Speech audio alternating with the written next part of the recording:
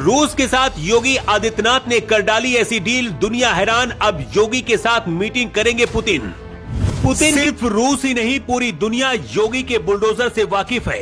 यही वजह कि रूस को भी पूरा भरोसा है कि अगर योगी का साथ मिला तो उन्हें इसका फायदा हो सकता है। यूपी में इन्वेस्ट करने वाले देशों के लिए योगी आदित्यनाथ ने ऑर्डर दिया है कि उन्हें किसी भी तरह की परेशानी नहीं होनी चाहिए। रूस योगी आदित्यनाथ का क्यों दीवाना हो गया है, उससे पहले आपको योगी के बुलडोजर एक्शन के बारे में बताते हैं, जिसकी वजह से लखनऊ से लेकर यूपी के सभी 75 जिलों के डीएम और एसपी के पास योगी का फरमान पहुंच गया है। योगी आदित्यनाथ ने कहा कि किसी भी हालत में अब यूपी को रोहिंग्या मुसलमान और घुसपैठियों से साफ करना है।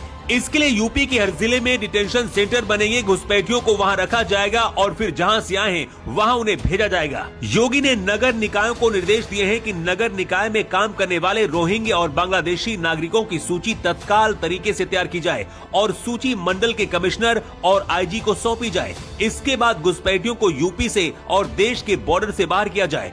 भारत आने के बाद राष्ट्रपति पुतिन योगी के दीवाने क्यों हो गए, चलिए आपको ये भी बताते हैं। योगी आदित्यनाथ को मोदी के बाद देश का अगला प्रधानमंत्री माना जाता है, इसलिए सिर्फ भारत ही नहीं बल्कि दुनिया के बड़े बड़े देश भी योगी आदित्यनाथ को तवज्जो देते हैं। इस वक्त भारत सबसे ज्यादा रूस के डिफेंस हथियारों का उपयोग करता है। ब्रह्मोस से लेकर सुखोई और AK-203 असॉल्ट राइफल तक तैयार करने की जिम्मेदारी योगी के ऊपर है।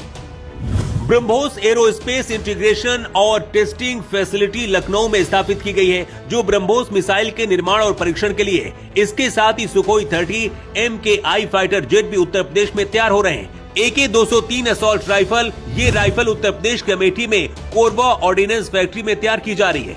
इसे भारत और रूस मिलकर बना रहे हैं, जिसे Indo Russian rifle private limited तैयार कर रहा है। उत्तर प्रदेश में ही टाइटेनियम और सुपर एलॉय का निर्माण भी किया जा रहा है, जो एरोस्पेस और डिफेंस में उपयोग होता है।